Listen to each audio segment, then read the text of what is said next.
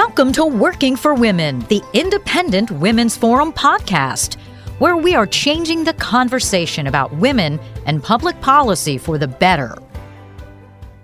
Well, hello, everyone. I'm Ashley Carter, Director at the Independent Women's Forum, and your host for today's podcast. Joining me today is Vicky Alger. Vicky is a research fellow at the Independent Institute in Oakland, California. She also holds senior fellowships at the Fraser Institute, headquartered in Vancouver, British Columbia, and, of course, the Independent Women's Forum here in Washington, D.C. She's also president and CEO of Vickys, Murray & Associates in Scottsdale, Arizona. Vickys' research focuses on education reforms that promote a competitive education marketplace and increase parents' control over their children's education. She's the author of more than 40 education policy studies, co-author of Lean Together, an agenda for smarter government, stronger communities, and more opportunities for women, that was previously released by Independent Women's Forum.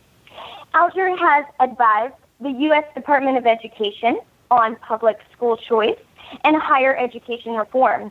She has also advised education policymakers in nearly 40 states and England, provided expert testimony before state legislative education committees, and served on 2 national accountability task forces.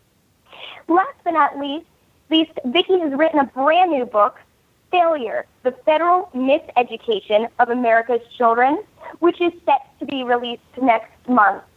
And that is the topic of today's conversation. We'll be discussing failure. The book explains how the relationship among the federal government, the states, and parents with regard to education is increasingly dysfunctional, and how parental control over children's education has gained impressive momentum in recent years at the state level. Meanwhile, the states have been increasingly willing to relinquish sovereignty over education in exchange for more federal dollars. Failure and Vicky's book help bring clarity to these issues by examining whether students and the country are better off after 30 years with the Department of Education, and suggests alternatives to the ever-expanding federal education bureaucracy. Vicky, welcome. Thank you for joining us today. Thank you so much, Ashley. It's my pleasure. I love what you do, and I'm highly passionate about education and our educational system living here in D.C. It's a topic that's consistently in the newspaper and has become a model of sorts for the school choice movement, especially here in D.C. Reading over your book, and I love that your title, Miseducation, is even spelled incorrectly.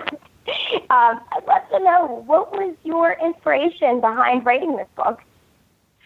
Well, as we know, the Department of Education opened its doors in 1980, exactly the same day when President Reagan was giving an address and called it, the great bureaucratic boondoggle. So we were made a whole lot of promises back in 1980 about what creating a cabinet-level Department of Education would do for us Americans. And I thought, okay, I started this project really back in 2009, and I thought, well, 2010 will be the 30th anniversary. So are we better off 3 decades later or not? So I dug into the research because there were a whole lot of promises, and chief among them were more efficient administration of some 300 federal education programs at a lower cost, and students would be doing better, all without compromising local control of education. So I took a look at those promises and others, and every single one came up with a promise made, promise unkept. In a nutshell, the only thing that has gone up has been spending. if you look at student achievement on the nation's report card, whether you're looking at students who are 9 years old, 13 years old, or 17 years old, the scores from the early 70s to now are essentially flat. Yet the spending has just skyrocketed. So what we're doing is we're spending more and getting about the same results. I say we need to follow the Constitution, restore local control and funding decisions back with the states and actually with parents, because it doesn't get more local than a parent empowered with options over their children's education. I completely agree. And we're looking at this, and we're looking with the new accountability standards and several of the new things coming down the pike here. And we really see how parents can really, truly be empowered when they have the information at their fingertips. And looking at your book, you laid the book out into 3 parts. And the book is a very easy read, whether you are a education policy advocate or a novice, like just a regular parent. It's very easy read and to learn about for both sections alike. The first part, you talk about the history of the Department of Education, which, you know, this whole section could just be an entire book in and of itself, if you ask me. And then in part 2, you talk about current results to date. And then part 3, you talk about how to return the federal government back into its intended role within the Constitution. Can you broadly talk about the 3 sections, how you came to section those out, and what each is about? Well, I wanted to see, first and foremost, how did we get where we are today? Because I think no matter where you fall on the political spectrum, nobody would say, yay, education in the United States of America is where we want it to be. So how did we begin? And one of the most interesting things to me was that the Department of Education we have now, it's not our first one. We first had a bureau, Department of Education back in 1867. And leading up to that, because so many people talk about, well, George Washington talked about the importance of education, Jefferson, Adams.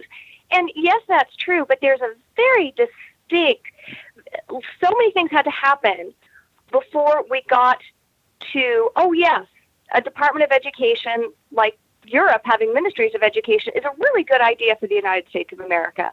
Here's the fundamental, what I would consider a seismic shift in thinking.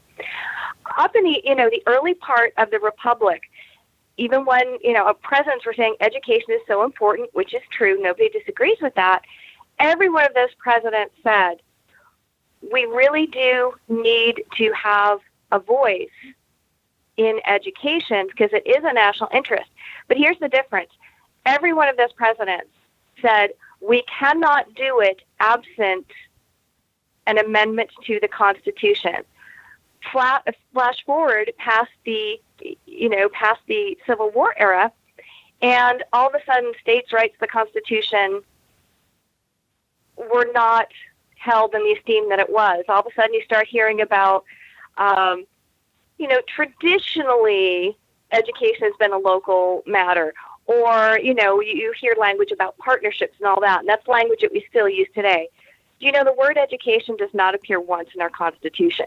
So it's very interesting going back through the history and reading through all the debates. And there's been a resurgence over the past decade in calls for abolishing the Department of Education.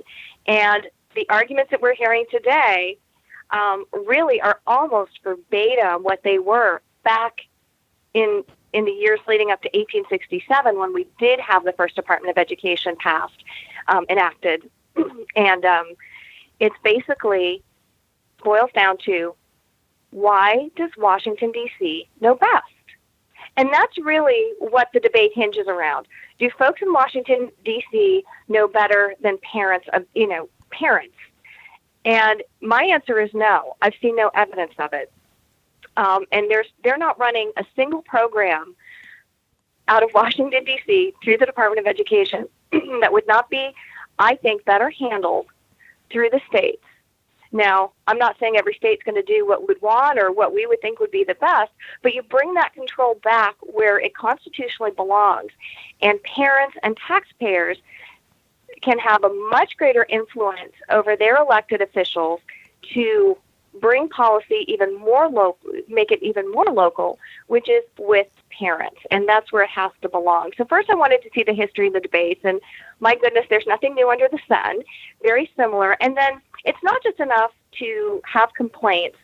I like to look for, well, what can we do? Because it seems such a huge endeavor to, well, how do we dismantle the U.S. Department of Education? And once I started getting down into the weeds, it's really not that hard. Practically, it's not that hard. Politically, that's another story, of course. But if you look at all the programs, they typically run through an annual appropriation cycle or a grant cycle. Okay, as these things retire, you just sunset them, and that funding stays in the states. If you want to have that program continue, have it continue on in the states. Let voters decide if that's a program worth having. And I think you get much better policy that way. It's much more localized and much more tailored to the unique needs of states and communities within those states. So I wanted to go through the nuts and bolts. That's the second section, the nuts and bolts of it. But I also wanted to look at, what are other countries doing? And what's interesting to me, you look at one of the best performing countries in the world, it's Canada. And is it because they have a Ministry of Education? No, of course not. They don't have one. Ottawa does not control what goes on in the provinces. Education is very local in Canada. I'm not saying they're perfect, but they are doing a comparatively bang-up job without a centralized Ministry of Education. And if you look at other countries that do have very centralized systems, they do have ministries and they have a national curriculum. But those countries are smaller than some states in the U.S. I think we have to really stand back again and ask, why does Washington know best for a country as large and diverse as the United States? And then, finally, I wanted to wrap up with not just how we do it, but let's look forward. What programs are happening in the states right now? And my personal favorite would be education savings account programs, or ESAs. I'm very proud that my home state of Arizona was the first state in 2011 to enact such a program. They basically work like health savings accounts. Parents who don't prefer a public school education for their child simply apply to the state education agency, and 90% of what the state would have sent to the school district or charter school, it goes into a dedicated account for that child. And parents get a dedicated use debit card, and they buy, the educational services and supplies that they need, and they submit quarterly expense reports for verification before more funding is dispersed. So, and that's where we're having huge success. We have a 100% satisfaction level among participating parents, and that's because they can take those funds and customize it. Private school tuition, online courses, test preparation, special needs therapies, all sorts of things like that. And children are doing better. That's the direction I think we need to be going in.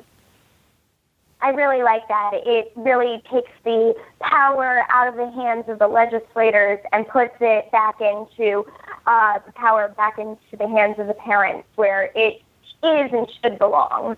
So that's absolutely is a great idea. I like the fact that you don't have special interests. Exactly. We're getting all of that out, those extra needed hands out of the way, and getting to the root of the problem, and getting what the goal is, what we all want, all children to have a great education. So that's a great idea. Absolutely, and it is, and it's working. And one of the core myths that parental choice programs like educational savings accounts or tuition tax credits or vouchers or any other form of parental choice like that shows is that you can do more with less once you take out the bureaucracy and the special interests. And that's something that really, obviously it costs money to educate children, but it doesn't cost as much as it does now when you're not paying for all the, this is the time of year, it's end of school year, and drive by, anyone anywhere can drive by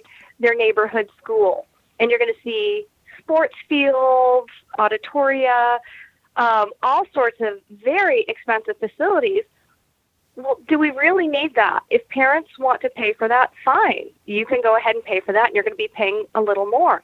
Parents who don't want that, prefer maybe their local, their Pop Warner or their Little League or something else like that, you can pay for that separately.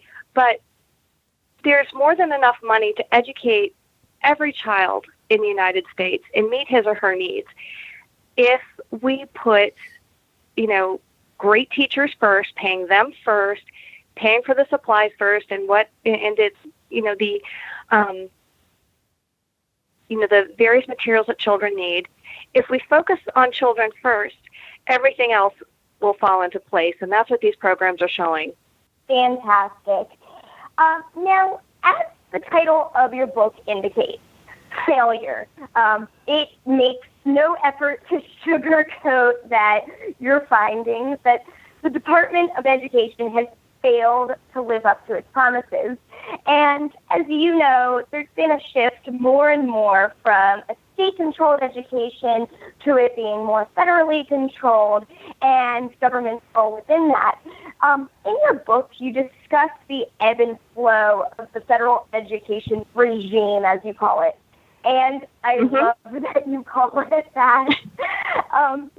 Most recently, we've seen with initiatives such as Common Core and the Every Student Succeeds Act, ESSA, for those of you who might not know, several groups calling for more federal oversight of schools.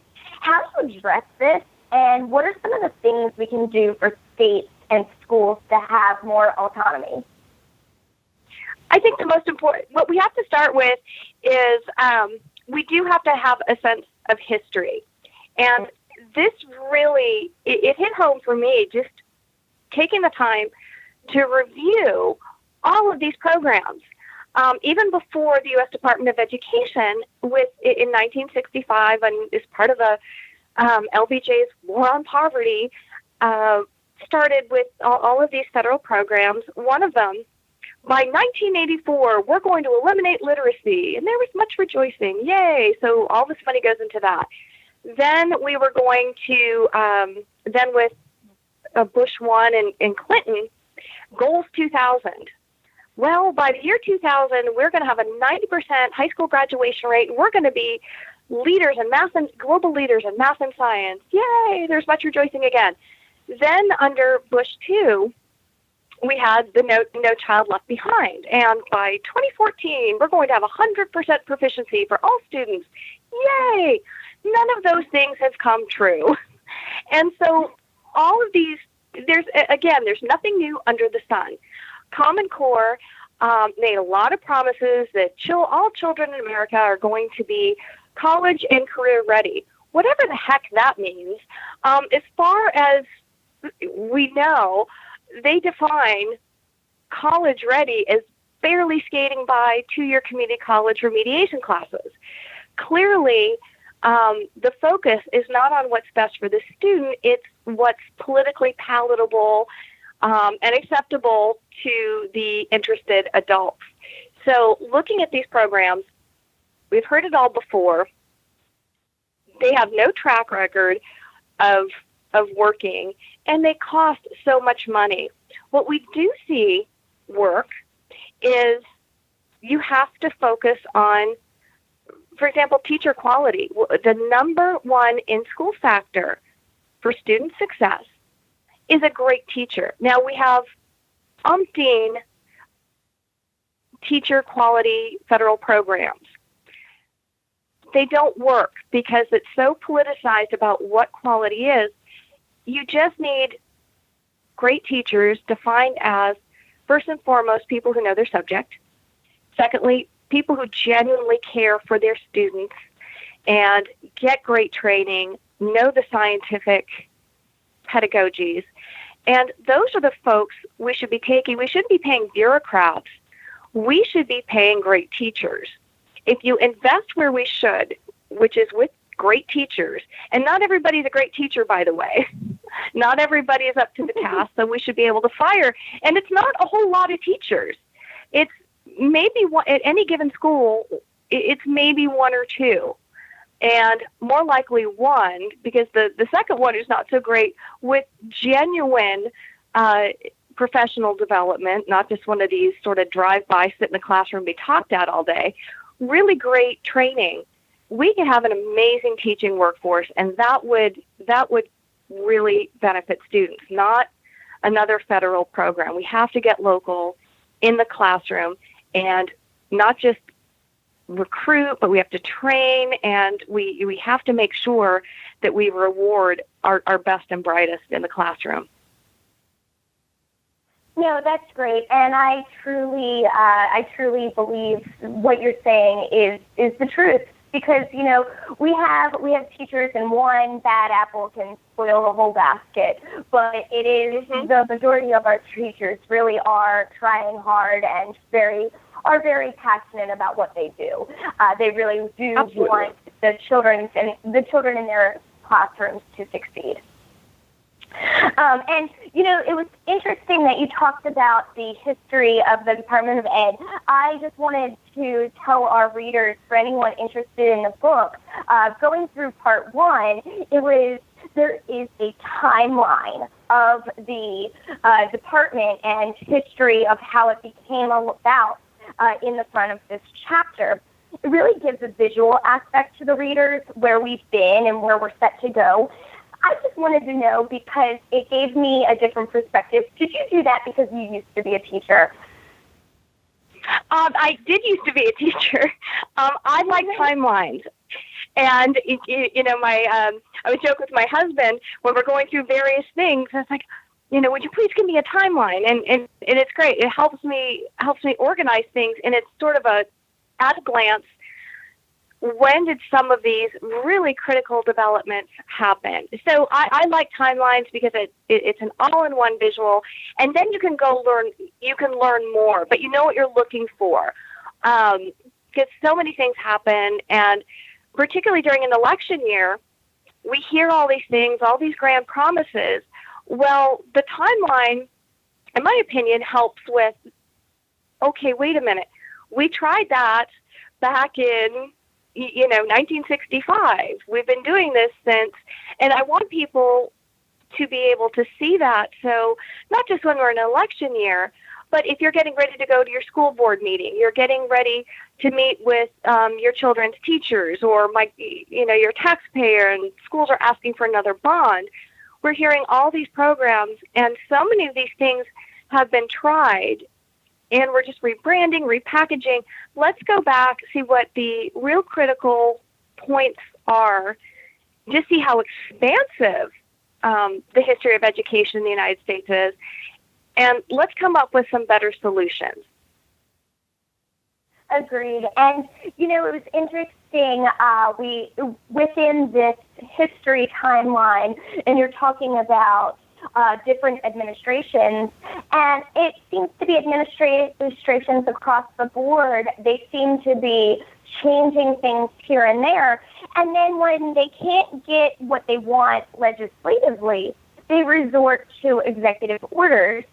And you have a whole section where you talk about executive orders. Can you talk about some of those executive orders that you've come across? Oh, sure. And I think the thing that's many of us, I know I certainly did coming to this book when I first started, was we assume that Democrats love a Department of Education, love centralized education. Republicans don't. It's not that clear cut at all. I mean, you have examples on both sides of the aisle for those positions. And with the executive orders, just look at the accountability movement that we're in our second decade of that. It started in earnest with Bush 1 and the Clinton administration. But even under, it really started taking off with Bush 2. And we're going to mandate all of these quote unquote accountability metrics, whether it's AYP or special orders, because you write these grand accountability plans, but then the devil's in the details. You can either executive order, we're going to mandate something, or under the Obama administration, I call it, instead of race to the top, race to the waiver.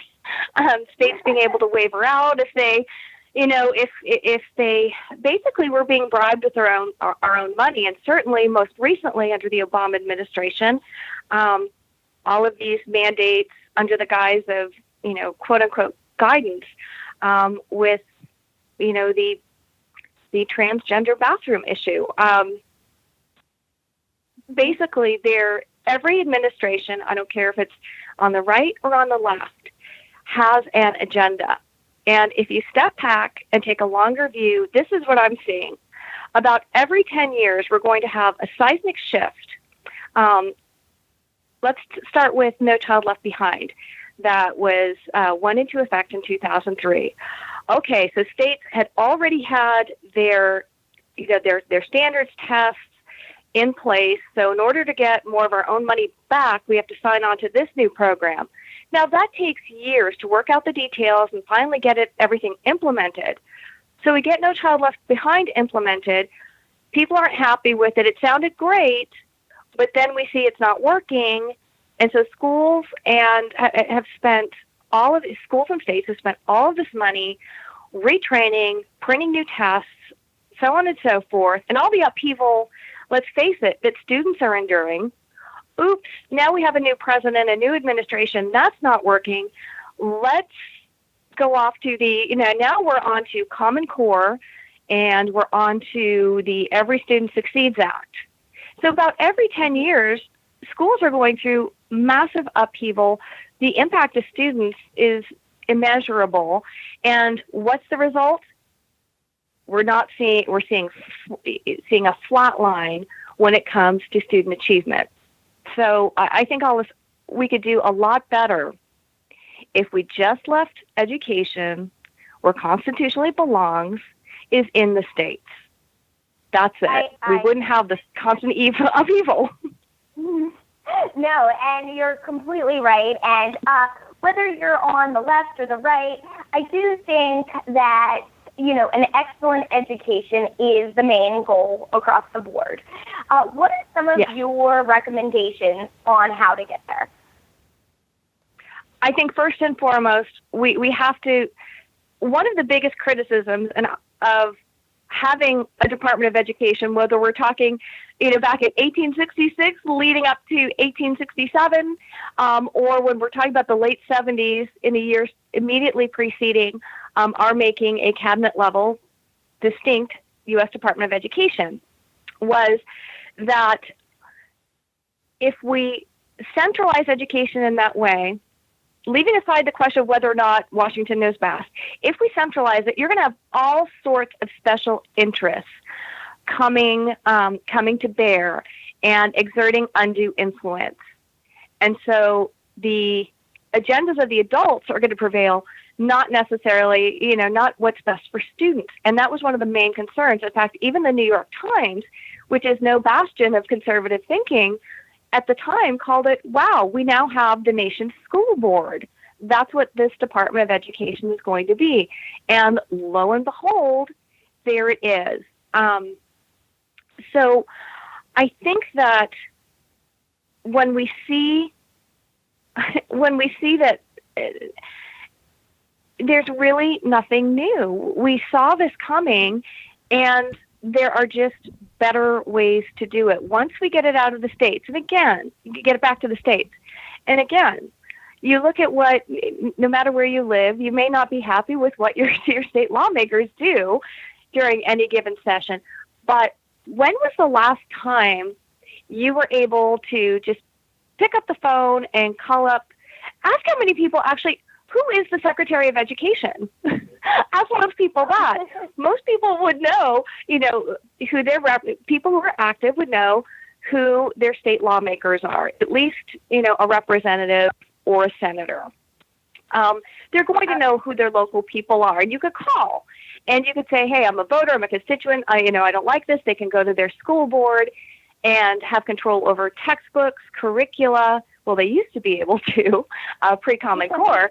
But that's how you get things done. And the way education improves for everybody is, my goodness, for example, here I am in Arizona and we tend to be on the forefront of we'll try almost any new parental choice policy. We'll be the first ones out the gate. But then we look at our neighbor, Nevada. Well, they took what we did and they made it even better. Or we're looking at what's going on in Tennessee or Missouri or Florida.